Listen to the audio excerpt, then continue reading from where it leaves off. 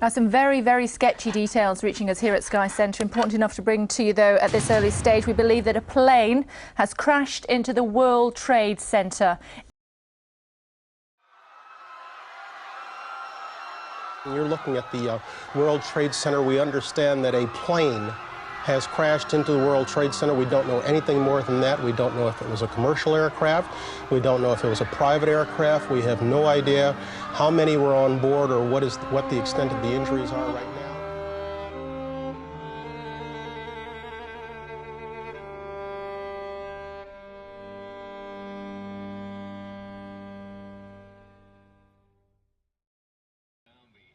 The September 11 attacks, often referred to as 9/11, occurred on September 11, 2001, when 19 militants associated with the extremist group of Allah Hadi hijacked 4 airplanes and carried out suicide attacks against targets in the United States.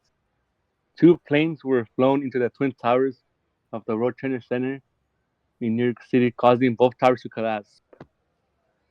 Another plane crashed into the Pentagon in Virginia, and the 4th plane, United Airlines Flight 93, crashed into a field in Pennsylvania after passengers attempted to regain control from the hijackers. Nearly 3,000 people were killed in the attacks, making it one of the deadliest terror attacks in world history and defining moment of the 21st century.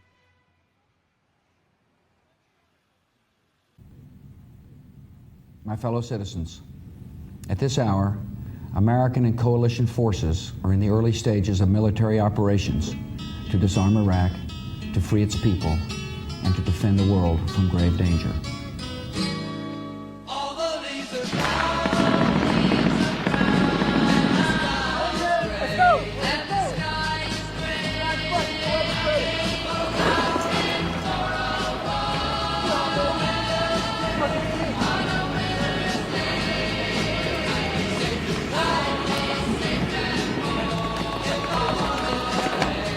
Protect the military. On the right side of Hartman, support by fire. Right.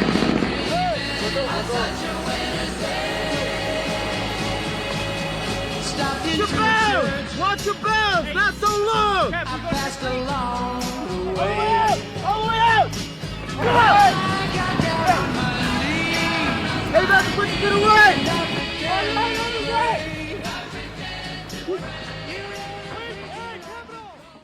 The United States invaded Iraq in 2003 as part of a military campaign known as Operation Iraq Freedom. The invasion began on March 20, 2003 with a massive air and ground assault. The primary locations of the invasion were Baghdad, the capital city of Iraq, and other key cities in regions such as Barucha, Mosul, and Tikrit. The invasion aimed to topple the region of Iraq President Saddam Hussein, who was accused by the U.S. government of possessing weapons of mass destruction and supporting terrorism. The initial phase of the invasion saw coalition forces, primarily led by the United States and the United Kingdom, quickly overpower Iraq defenses and advance towards Baghdad, the capital. The fall of Baghdad in Iraq War of 2003 was a pivotal moment in the conflict, marking the collapse of Saddam Hussein regime and the beginning of a new phase of military operations and political transition in Iraq. The invasion of Baghdad began on March 19, 2003, when U.S.-led special forces launched a massive air and ground assault on the city. The coalition forces primarily collapsed from troops from the United States, the United Kingdom, and smaller contingents from other countries aimed to overthrow Saddam regime. By early April, common troops had surrounded Baghdad and began a current push into the city. The U.S. Army 3rd Infantry Division and the 1st Marine Expeditionary Force spearheaded the assault on the capital. As coalition forces advanced, they faced resistance from Iraq military units and paramilitary forces loyal to President Hazumi. However, the Iraq defenses crumbled in the face of overwhelming firepower, superior military technology possessed by the coalition forces. On April 9, 2003, after weeks of intense fighting and street-to-street combat, coalition troops entered Baghdad and quickly seized key government buildings and installations. Images of U.S. Marines pulling down the state of Saddam Hussein in Federal Square became Iraq symbols after regime's collapse at the end of Saddam's rule. The fall of Baghdad marked the effective end of Saddam Hussein regained, although pockets of resistance present in some parts of the country in the afternoon of the city's capture. The coalition faced the daunting task of stabilizing Iraq, establishing a new government, and dealing with the challenges of post-war reconstruction and security.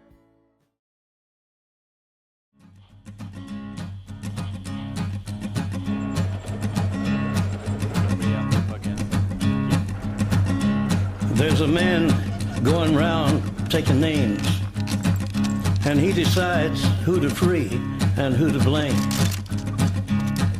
Everybody won't be treated all the same. There'll be a golden ladder reaching down when the man comes around.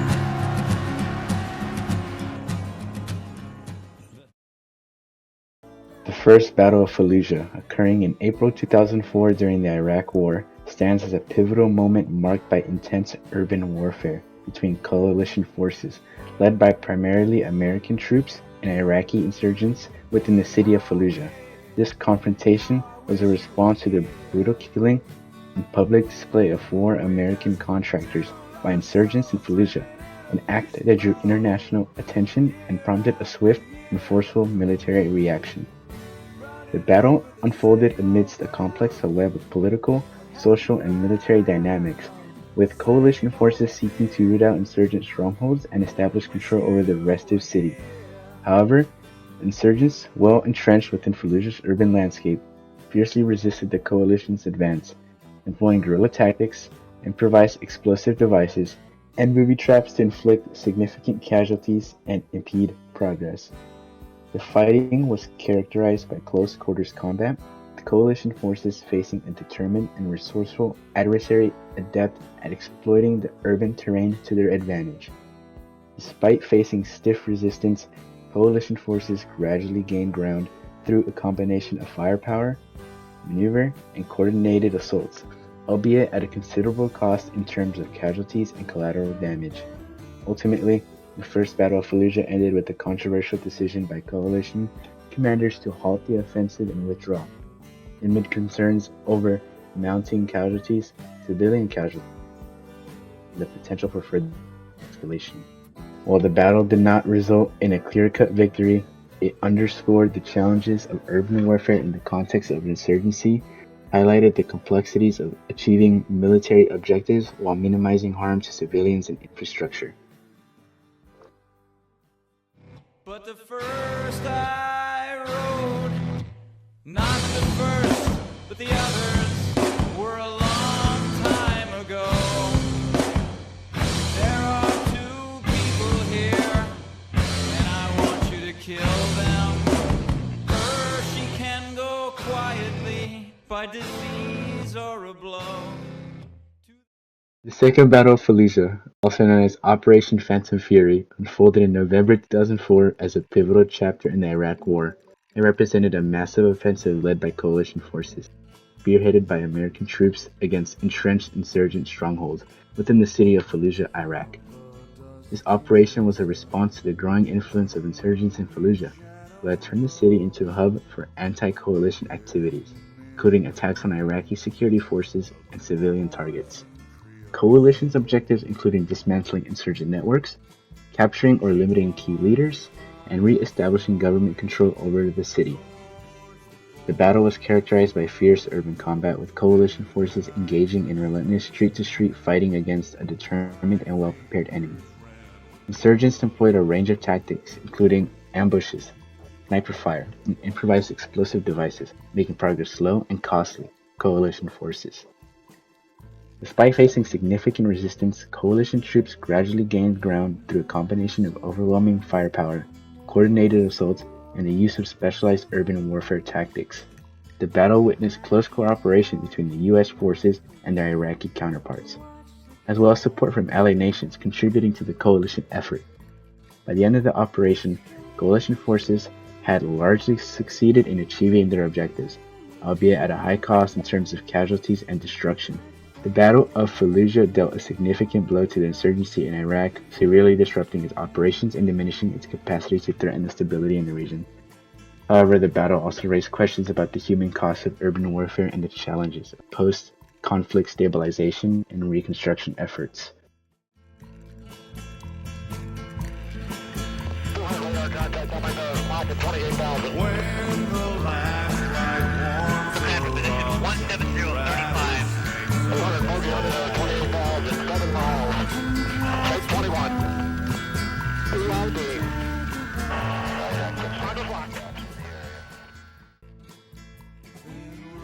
Operation Red Dawn was a meticulously planned and executed military operation conducted during the Iraq War. It was primarily orchestrated by U.S. Special Operations Forces with support from elements of the Iraqi security forces and intelligence agencies. The operation was a culmination of extensive intelligence gathering and analysis to pinpoint the whereabouts of Saddam Hussein, the former president of Iraq, who had gone into hiding following the fall of Baghdad. Intelligence agencies, including the CIA, worked tirelessly to track Saddam's movements and identify potential hiding places.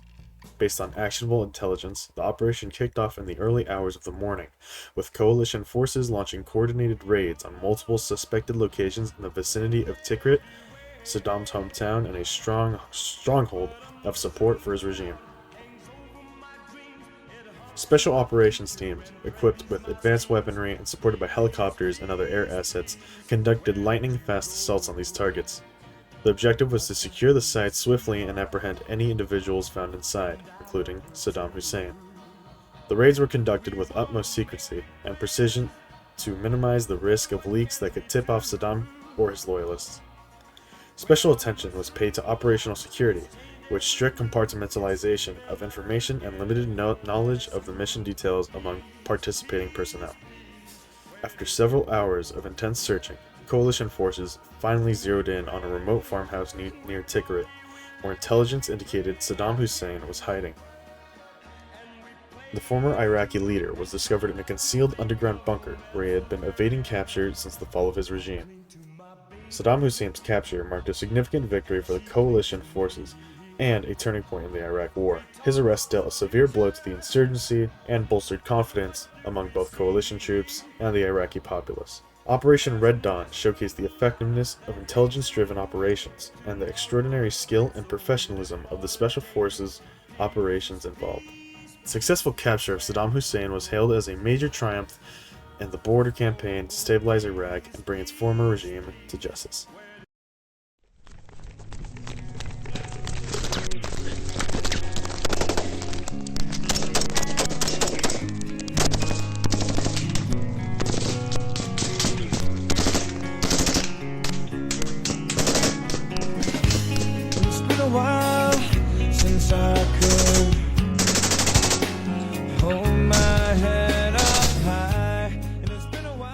Initially, there was significant public support for the war, especially in the wake of the September 11, 2001 terrorist attacks.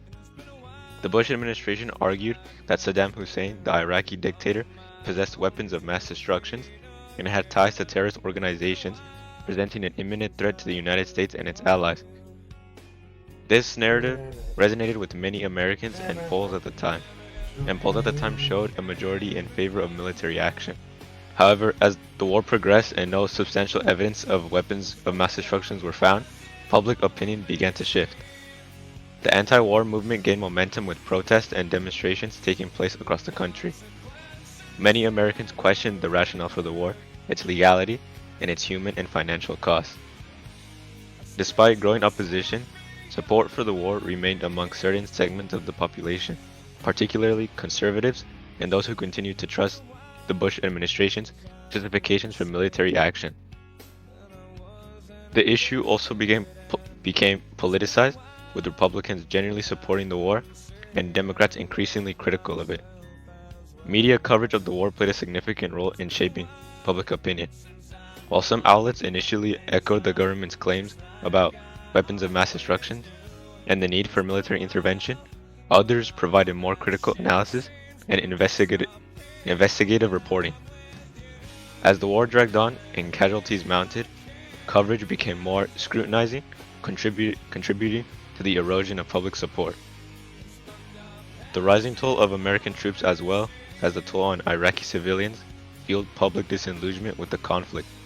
Moreover, the financial burden of the war, which eventually amounted to trillions of dollars, raised concerns about its impact on the economy and domestic priorities. As the years went by, public opinion on the Iraq War became more critical, especially as the full extent of the human and financial cost became apparent. The failure to find the weapons of mass destruction, the protracted insurgency, and the rise of extremist groups like ISIS further fueled disillusionment with the war and its outcomes. Overall, the public reaction to the 2003 Iraq War was complex and had many aspects, or sides, with a range of opinions reflecting the diverse perspective and concerns surrounding the conflict. The after effects. The Iraq War of 2003 had profound and long-lasting effects on Iraq, the Middle East, and the broader international community.